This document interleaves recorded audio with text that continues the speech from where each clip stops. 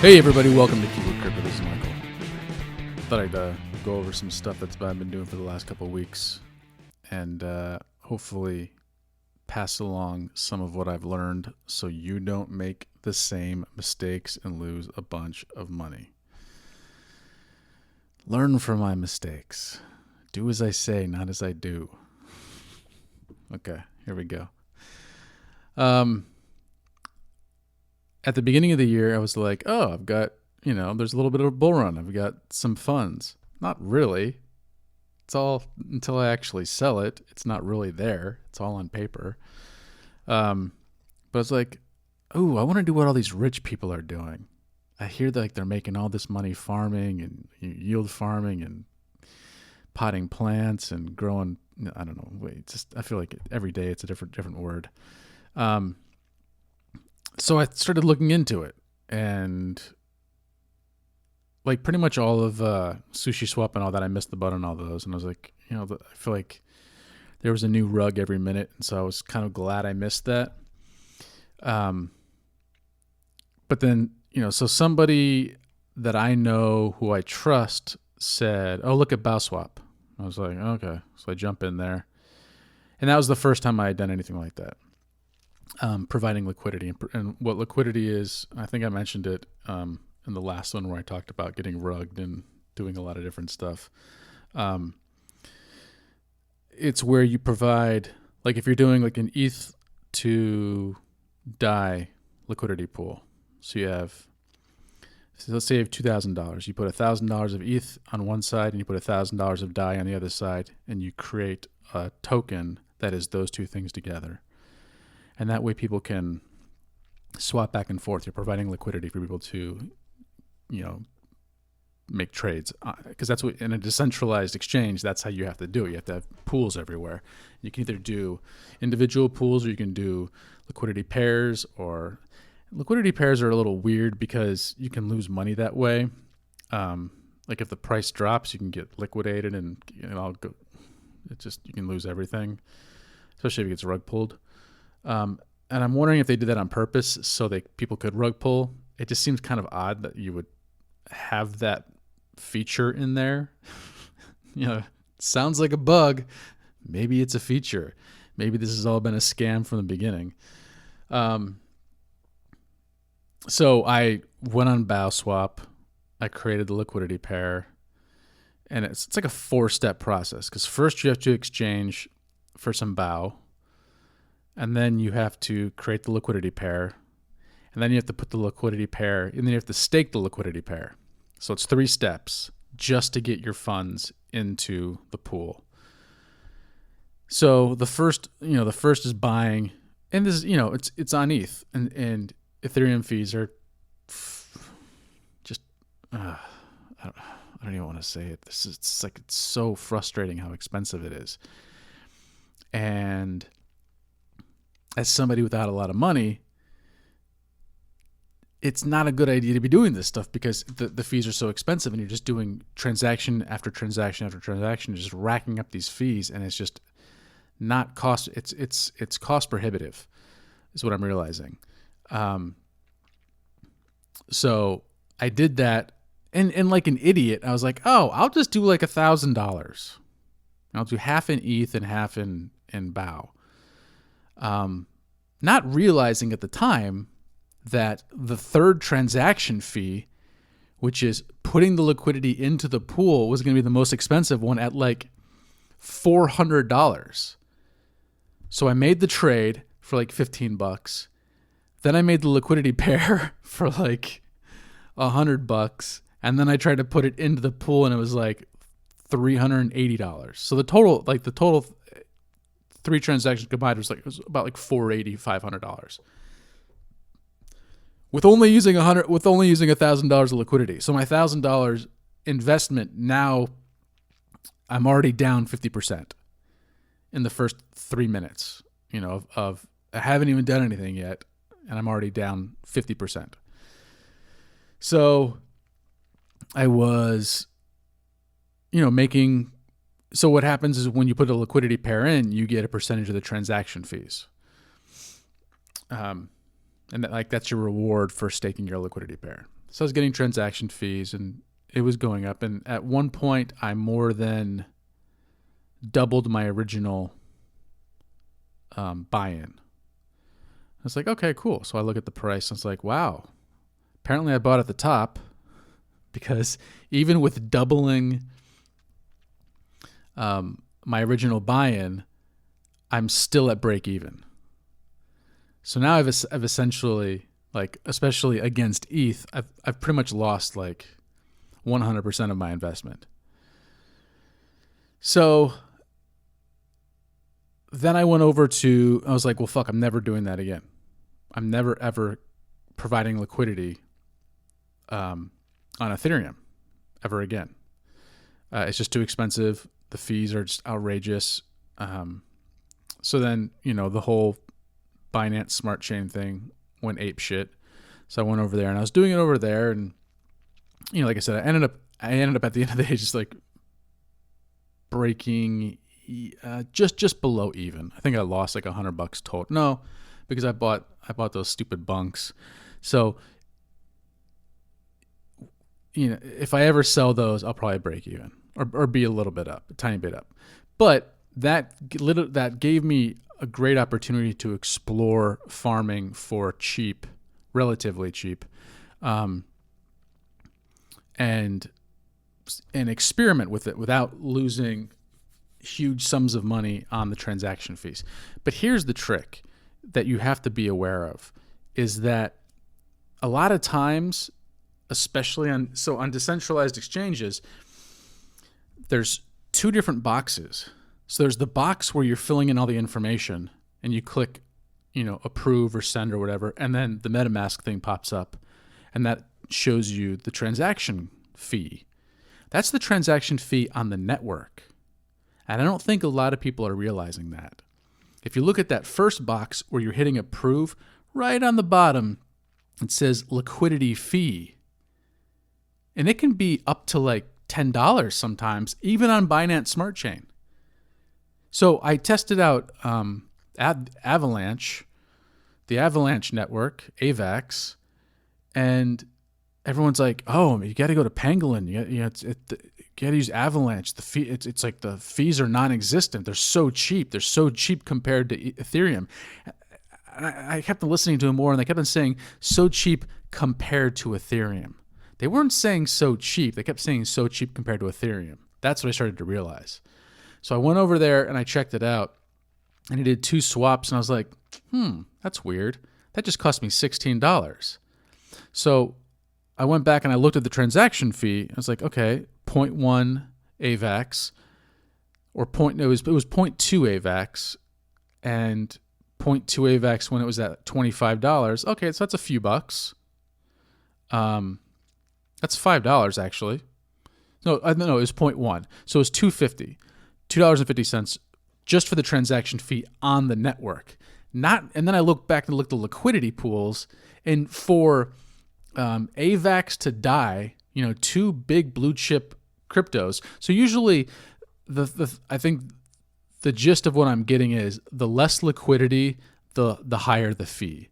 So if you're getting some really random altcoin that there's no liquidity in the pool or anything like that, you're going to have higher slippage, meaning the rate's going to change during the transaction. So they're going out and they're trying to do it for you. And sometimes they may go out there and be like, hey, it's only going to cost like, 0.1, whatever. It's only going to cost like 2 DAI to make the liquidity trade. And they'll send it out there, and everyone's like, and all of a sudden prices jack up. Everyone's like, oh no, we're not doing it for 2. And they're like, okay, well, how about 225? And they're like, okay. And so you can set that slippage fee to like 1, 2, 3% in the process, like before you hit send, before you approve. And as long as it's within that slippage fee that you set, it's usually set like between like 1 and 3%. As long as it's within that slippage, as long as it's within that percentage, they'll approve the transaction. If the slippage fee goes outside of that, it'll just automatically cancel it, and you'll lose like a small amount of money. But so on Avalanche, the fees are the liquidity fees are really high because no one's there. So someone on Twitter was like, "You got to go to Avalanche. It's so cheap. It's so cheap." And I posted screenshots. No, I said I replied, "Hey, it's not actually that cheap. Like, it costs like $20 for 2 transactions." They're like, "That's fucking bullshit, man. Why are you fudding? Blah blah blah. Screenshots or it's not true." So I took screenshots and sent it to them. They're like, nobody replied. Dead silence. I don't think anybody realizes how high the liquidity fees are in these pools. They're just looking at the transaction. I don't think they realize they're just burning money left and right on these liquidity pool. So this is the danger of decentralized exchanges, and this happens on XDAI. Okay, so then I went to XDAI. They have a solid bridge from Ethereum to XDAI. I'm pretty sure XDAI is a side chain. I don't really understand, and I need to look this up. So I'll try to get somebody on to answer these questions. I don't know the difference right now between a layer 2 solution like Optimism or Arbitrum and a side chain like XDAI. So I don't really understand the difference yet. So I will look into that and figure that out and then share that. So I want an XDAI, like 1 penny transaction fees. I'm like, this is amazing. So Binance Smart Chain that all the Ethereum people keeps claiming is centralized and has 20 validators, and they say that CZ owns all 20 of the validators, so it's just completely centralized chain. Okay, I'll take your word for it. I don't know. There's no way for me physically to test that or like to find out if that's true or not. Even if I had CZ on the show, I don't think he would admit to that. So even with that, it was like on average anywhere from like 9 to 20 cents per transaction, which compared to Ethereum, that's great. I mean, and if you're only making a few transactions a week or a month, yeah, that's amazing. That's great. But then you have to look at the liquidity fees, the liquidity pool fees, and those can be just as, like $3 here, $5 there, $10 there. It just starts to add up. And so if you're farming, you're hopefully making that money back. But if you make mistakes, you're like, I made a few mistakes because I was like, I'll just, instead of providing like a liquidity pair, I'll just put in the stake pool. Like put some like Ethereum or put some BNB or put some BUSD or put some whatever, hot potato fucking whatever coin is hot at that moment in a liquidity pool by itself. You get less interest, but you don't have to worry about impermanent loss, which is like if the prices. So here's what happens. If you have, let's say I have an ETH USDC pair, and ETH goes from 2,000 down to 1,000. What happens is, I'm not 100% sure why, so I need to like ask somebody about this, but what happens is I start to get more Ethereum and less of my USDC. So it's trying to like average it out so they're roughly the same price at that point.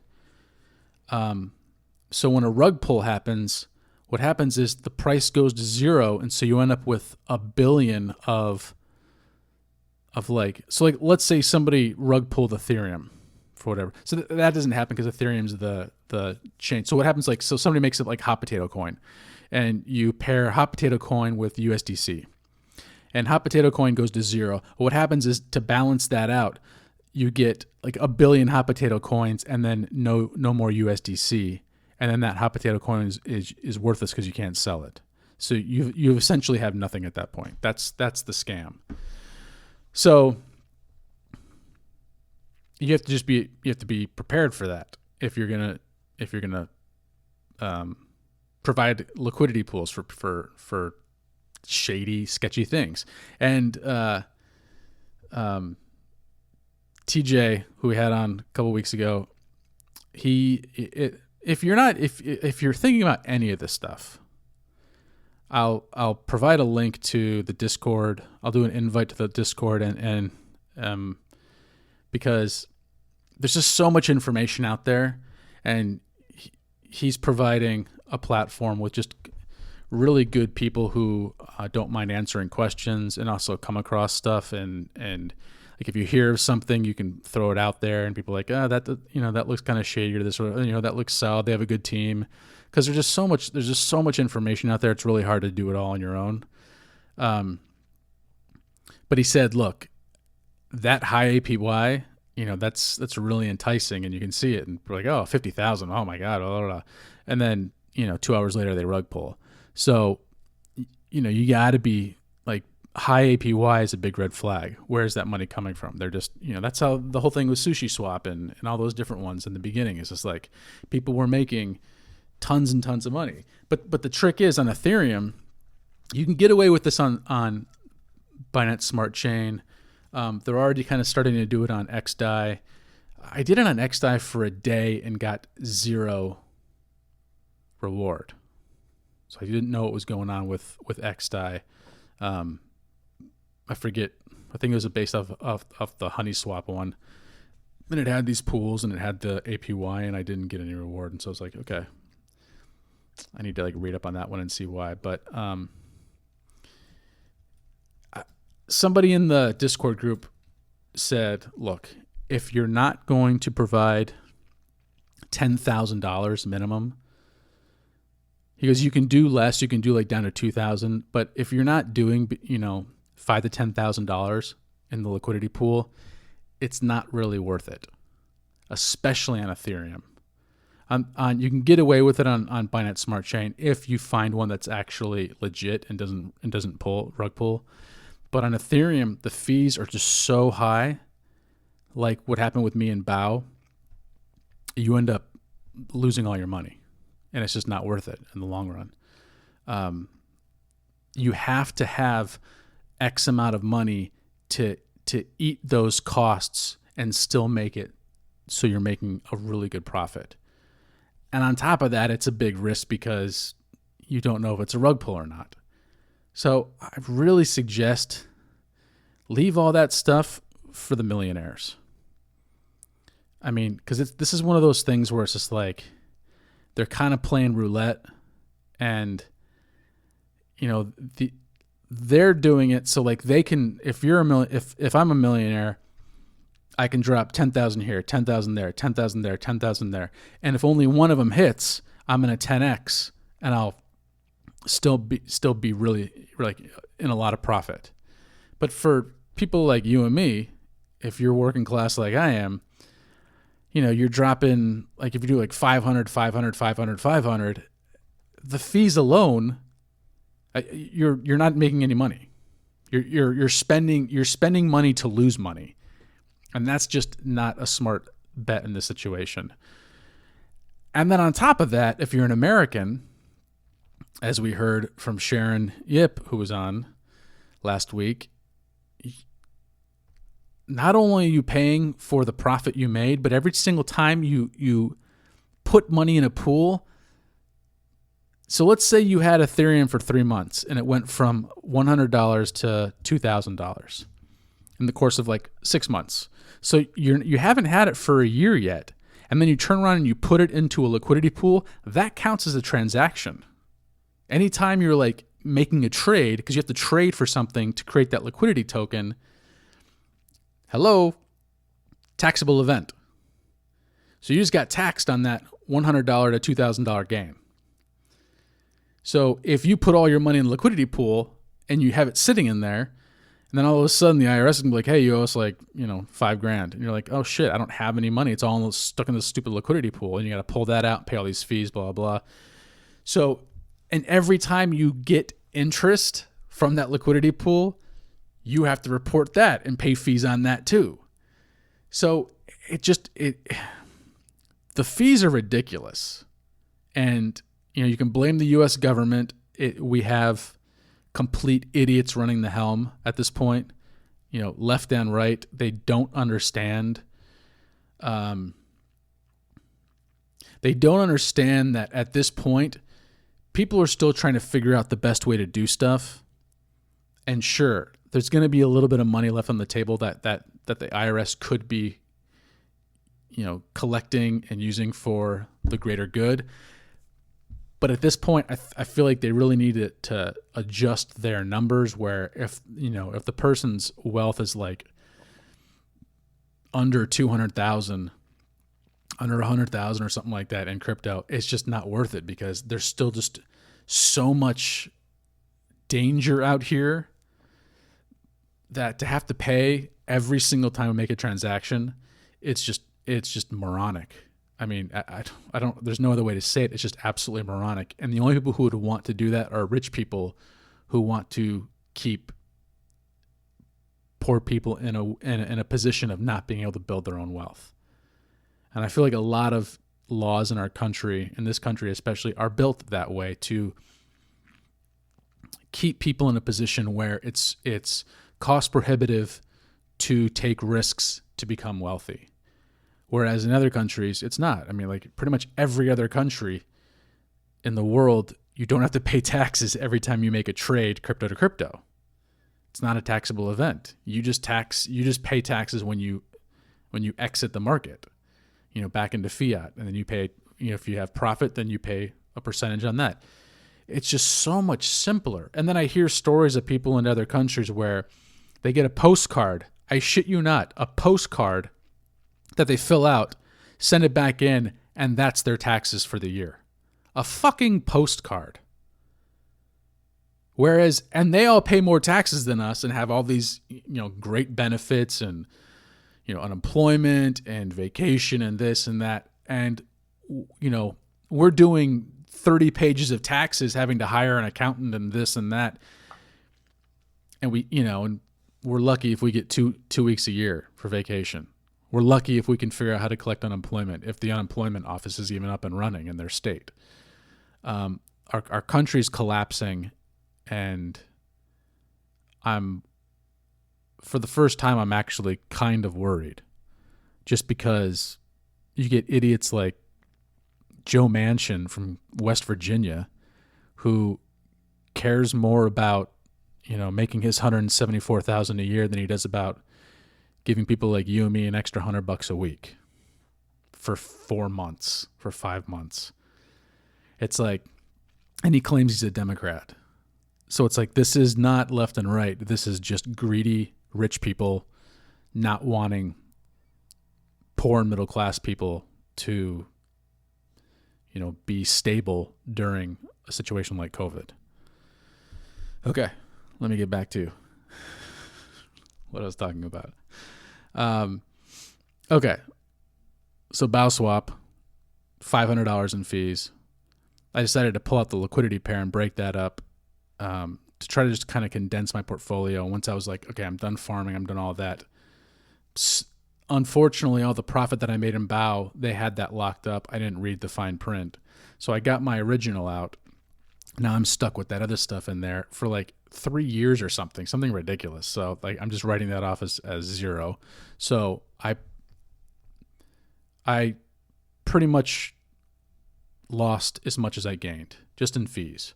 So everything that I pulled out from the original pair, that was that like 100% of that was taken in fees. So that was a bad learning experience, because I ended up losing money. So I lost $1,000 probably on that. Lost $2,000 on that rug pull. What else? More than that. I think, ridiculous amounts on the rug pull. There are a couple. I'm really hesitant to name things that kind of worked out, because I don't want to like endorse it and have people like go into it and then have it become a rug pull down the line and people get mad at me. But I will talk about like the communities that I like. Because I jumped into a bunch of different communities and so if you are looking around at something, I would say like, I'm not saying, I'm gonna say the groups I enjoyed. One was ApeSwap on the Binance Smart Chain. It has a very like Doge-esque feel to it, and it's just like fun memes and good people, and the Telegram is just a lot of fun. I don't have any in there right now. But like one of the guys, I don't know, there was some guy in there, and he's in the middle of surgery, and he's posting pics, and so a few people sent money to him, like $5, just enough to whatever. And that's the thing though. It's like we live in a world now, and especially in this space, like that could all be a scam. Somebody could find pictures of somebody who was getting surgery and post them up there and have people send him money. So everything comes back to that whole thing of like, never do anything with cryptocurrency that you like, never invest more than you can afford to lose. Because I don't want to be a person in my life who, if someone says, "Hey, I'm in the hospital," they're really not sure what's going on. I've got these ear things. The dude's got a big scar on the back behind his ear. And I don't really want to be the kind of person who's like scam, bot, fake about everything. It's a horrible, like, just from like a moral standpoint, that's not how I want to live my life anymore. I've never wanted to live my life like I don't want to give $1 to every single homeless person, because I understand there's better ways of feeding those people. But I also don't want to just turn my nose and be like, fuck you.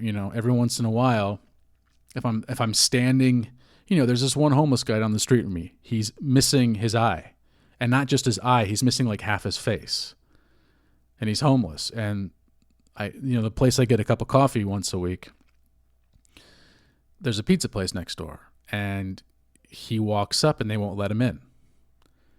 And, they feel bad about it, but they're like, I don't even know why. I don't know if he scares people. He's just like, he's the most quiet, like passive guy. So it's not, I don't think he's scaring them, but like he doesn't cover his face at all.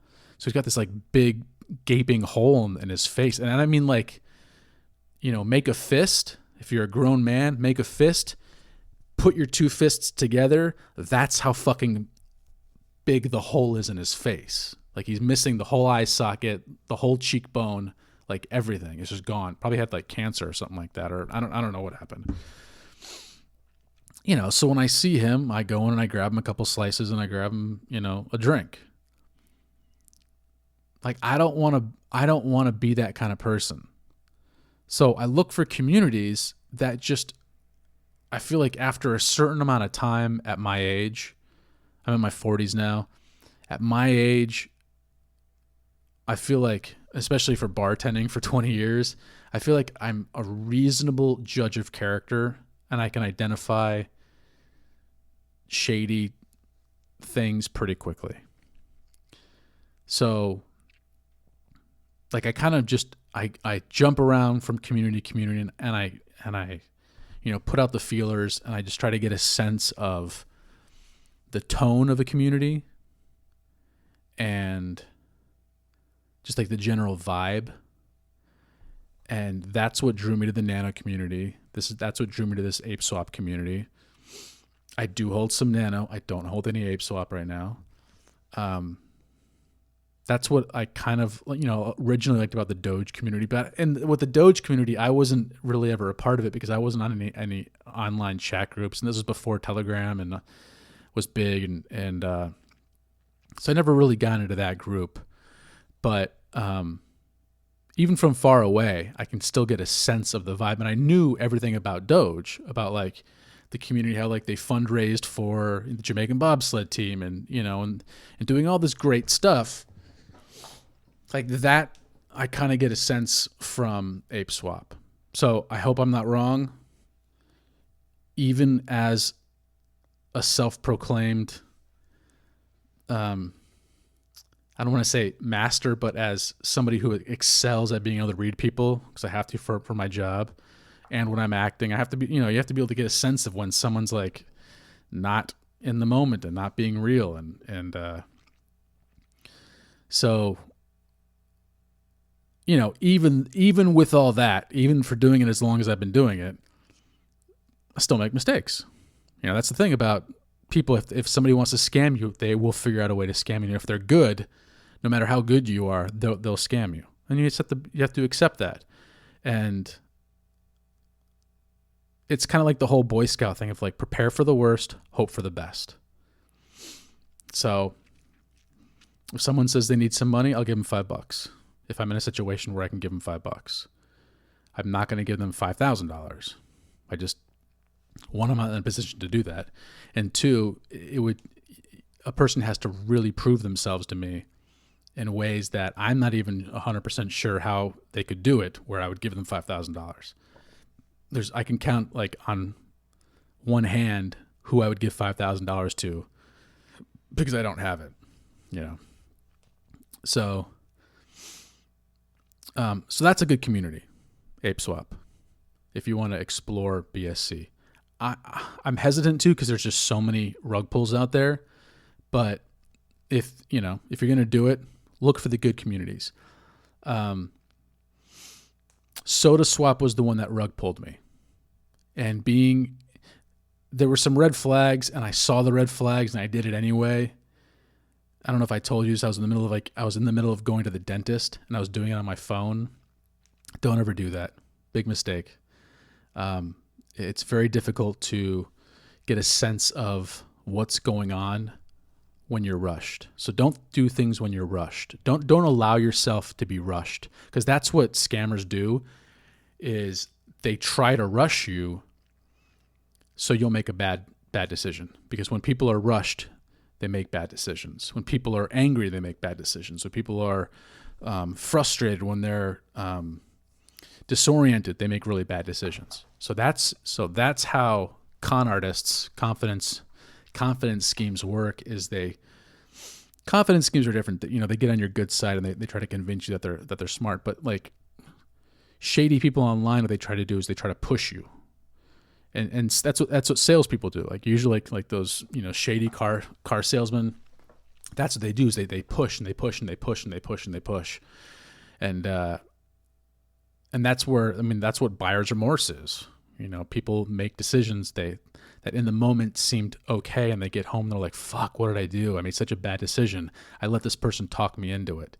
And that's all it is I let that person talk me into it. They didn't make me do it. I let them. So that's why you got to always take ownership of your actions, because you're the one in control of your money. I'm the one in control of my money.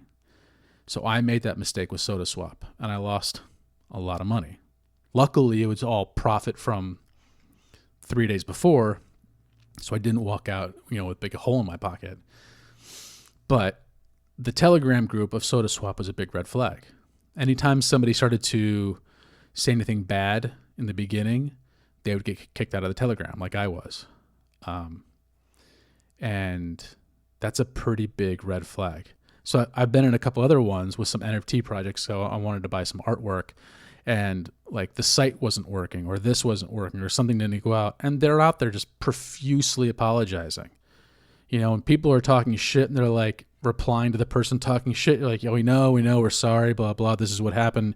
So you got to get a sense of like, if people are taking ownership of their mistakes, that's a good sign. Now, some people in the Discord group were like, "Oh, that's part of the confidence scheme, though," and they still rug pull you that way. So if you want to invest in crypto, you're gonna have to take a risk somewhere. But it's just a matter of trying to become educated, so you make educated risks, like educated bets. And so, as opposed to it being like 90% scam, 10% gain, you can try to get it to a 50-50.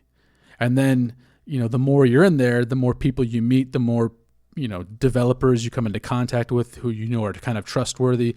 Then you start making more educated bets. And then it's like 10% scam, 90% profit. That's why these rich people tend to make a lot of money, because a lot of these rich people, especially on Ethereum, are early investors, and it's private sale. So like these new projects, they do private sale, then they do pre-sale, then they put the tokens on the market. And that private sale are for people like Crypto Kobe.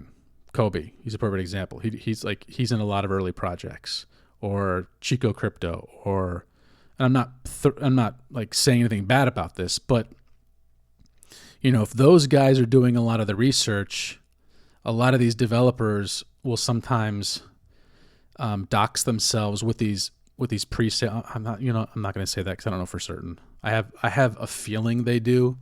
I feel like it's a really inner circle type thing, but a lot of these people, they're getting in really early, and their risk level is a lot lower, because when people reach out to them, any kind of early investor, they're giving them a lot more information than they would give us, because they want that person to make a really big initial seed investment. And they're not doing that with us, because they don't want to do that with 1,000 people. They want to do it with one person, right? It's like with filmmaking. You don't want to finance your movie with 1,000 investors. It's just a pain in the ass. You want 1 or 2 investors who you can rely on, who are going to show up, who are going to give you the money when you need it. It's just basic business. I understand it. But sometimes having 1,000 investors is easier. So that way, if the shit hits the fan, you have 1,000 people who lost $100 versus 2 people who lost $1 million. But so if you're not going to be an early investor, like a private sale investor, if you don't know all the inside stuff, obviously this isn't financial advice, but for me personally, I'm not going to do that anymore. And it's really, really like the siren song is calling me, because somebody's like, holy shit, like NFY. Chico Crypto tweeted about it, and within like a couple hours, it went from $6 to $500, $600, something like that. So, I mean, ridiculous gains. Ridiculous. Was that like 100x? I mean, in an hour, couple hours. That is so tempting to throw money at everything and hope that you get that 100x in one day. I almost feel like, and I'm not calling anybody out, but I almost feel like if I wanted to scam people, that's what I would do. I would do something like that a couple times, and I would do this with my listeners. I'm not saying Crypto Chico is doing this at all. I have no idea. But I'm saying my danger. So I'm always looking for what could somebody be, I'm looking 10 moves down the board. I'm not saying anybody's doing this, but I'm saying if I wanted to. So I'm always looking like, what would I do if I were a bad person? What I would do is I would pitch you guys some cryptocurrencies, some rare finds, and then work with some people and pump them up, and then just kind of let it sit there for a while. And then after like a couple months, slowly peter out. But, make sure everybody got their investment, blah, blah, blah, blah. Or even just let it stay there forever and prop that one up and do that a few times. And then, come out and say, this one's going to be big. I've talked to the devs, blah, blah, and just pump it up to like, $100 million and then, or like, maybe like $50 million and then just rug pull. Like, oh, sorry guys, that was a bad one. But like, there's ways of doing it. There's people who 4 years ago, me and JJ would talk about this, like, and I don't even know if it's the same person, because a lot of people will sell their Twitter handles, but like Crypto Dog, 3 or 4 years ago was in those scam groups, was in those pump and dump groups.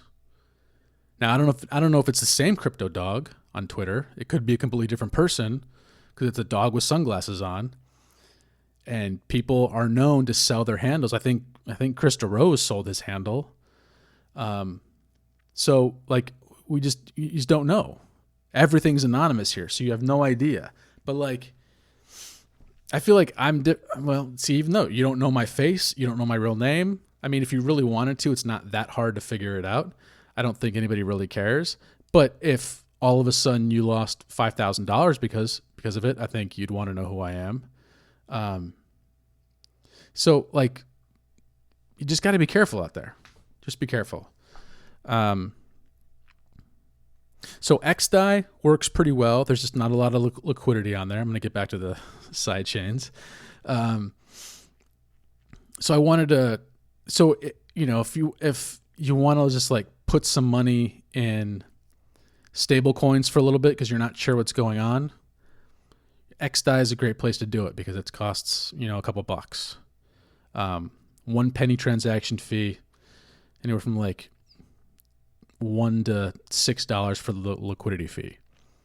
So versus, the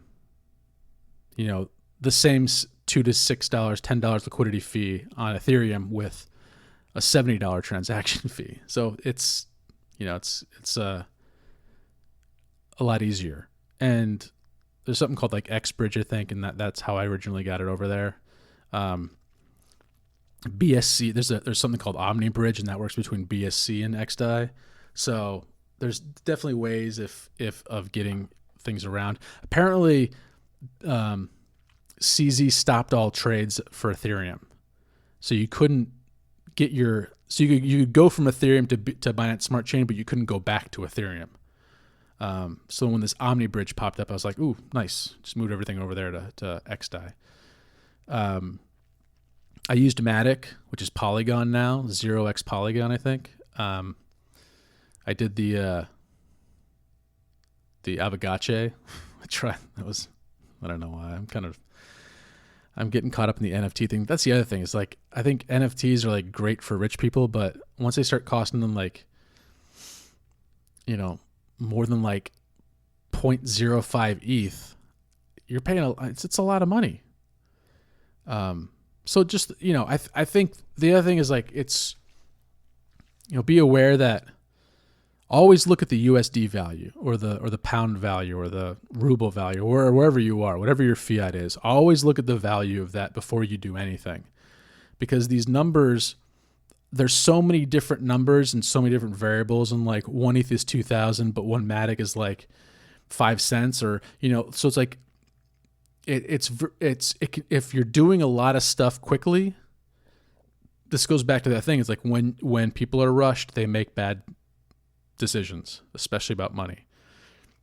And this is what I'm constantly trying to, I'm just naturally somebody who wants to learn about all this stuff. So I'm doing it kind of fast, and I catch myself making mistakes. So like there's this one on BSC that, one farming platform called Goose, and they have eggs. And they've gotten a few audits, and it seems like a pretty reliable thing. It's been around for a few weeks now, which I guess in Binance Smart Chain is like a lifetime. But I was like, you know what? I don't want to take risks in liquidity. I'll just put some, BUSD in there or BNB or something like that.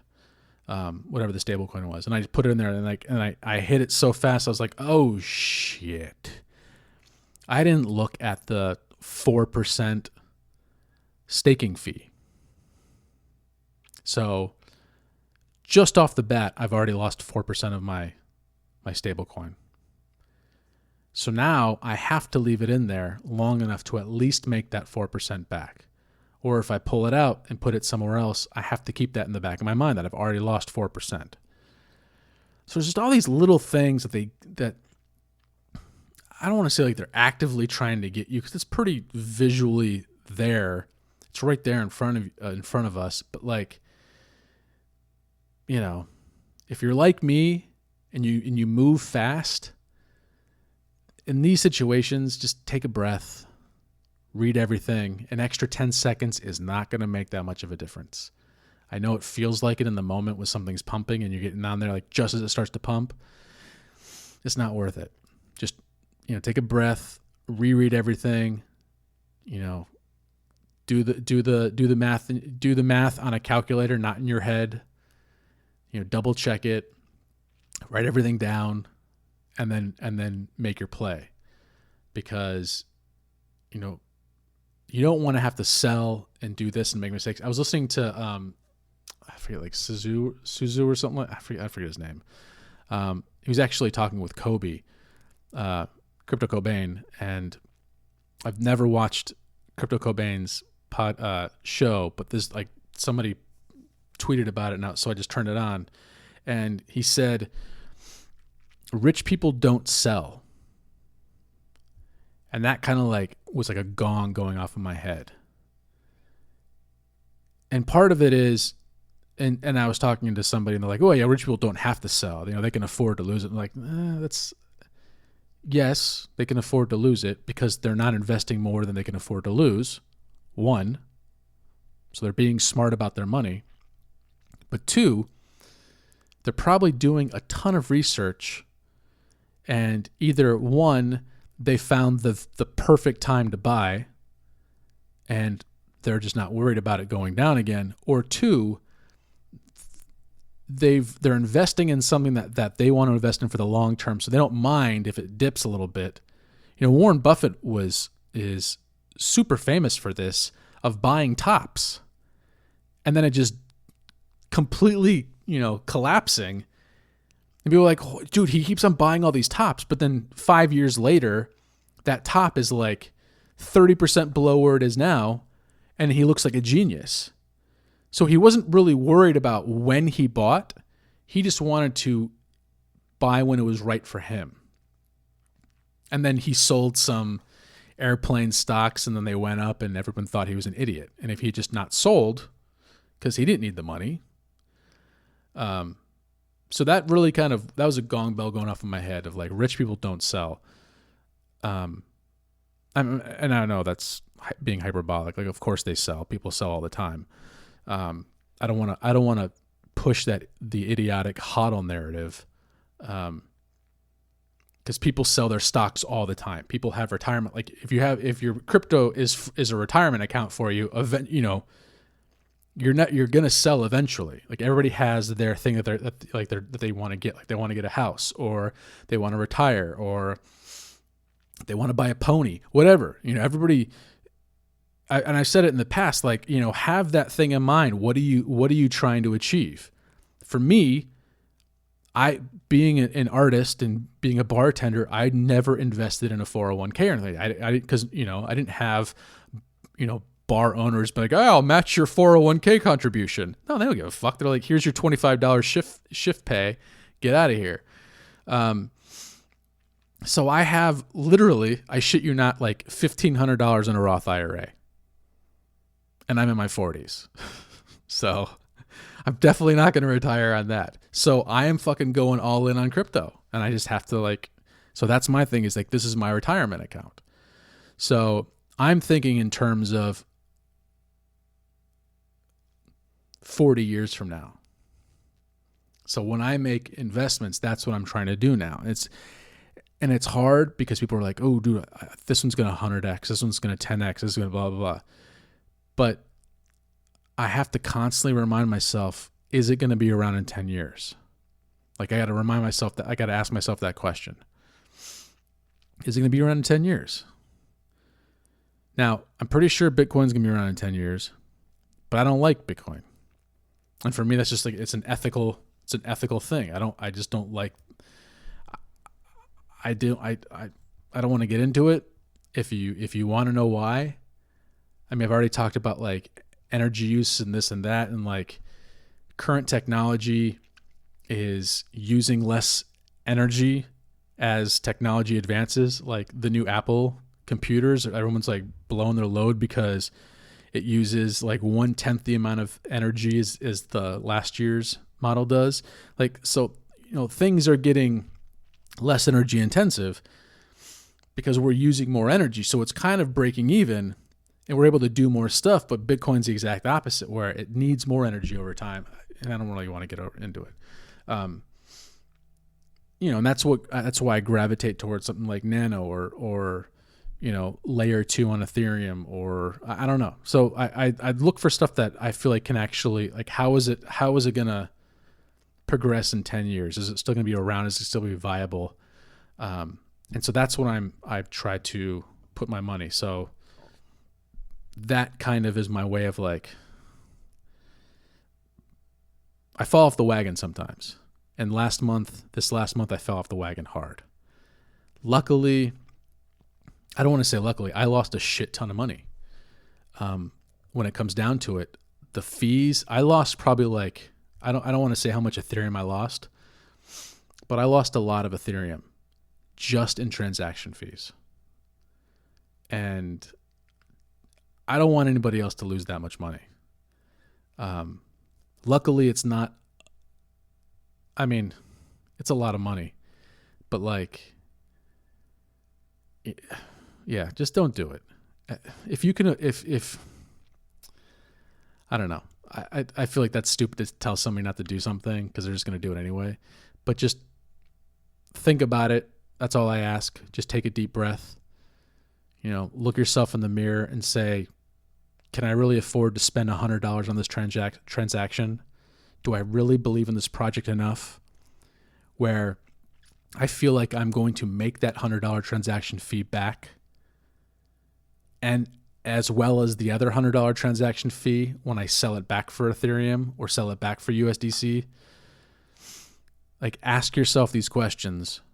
Don't get caught up in the hype and the FOMO and the hopium. Just be smart. So I'm probably not going to be doing any trading from now on, just for tax implications reasons alone. I'm kind of nervous about it. I'm not nervous about last year, but this year with the farming and all that, just talking to Sharon, I'm just, like, realizing, like, holy crap, like, I'm going to have, like, 1 million things I have to claim, because with farming, it's just nonstop. So if you're an American, I can't, in good conscience, suggest you to even look at that as an option unless you have a really good accountant and you have a lot of money already. But if you're, trying to build that way out, I don't know if that's the way. Because the IRS is going to come and they're going to be like, hey, you owe us a lot of money if you do it that way. Versus just, making an investment, buying 10 Ethereum or something like that, or 5 Ethereum or 2 Ethereum or 1 Ethereum or half Ethereum, and just let it sit there for 5 years, or some Nano or some Bitcoin, or, whatever project you think is going to last, is going to make it for 10 years. So that's it. I didn't think it was going to be this long. If you're still here, thanks for listening. I appreciate it. Thanks to everybody who helped me get over 100 subscribers on YouTube. They still won't let me change the URL, but hopefully that's in the pipeline at some point, because that's on their website. It says 100. Once you hit 100 subscribers, and have a banner and a picture, that you can change it. So hopefully that'll happen soon. Okay, everybody. I appreciate everybody's listening. Be good. Learn from my mistakes. Don't lose all your money on Ethereum fees. All right.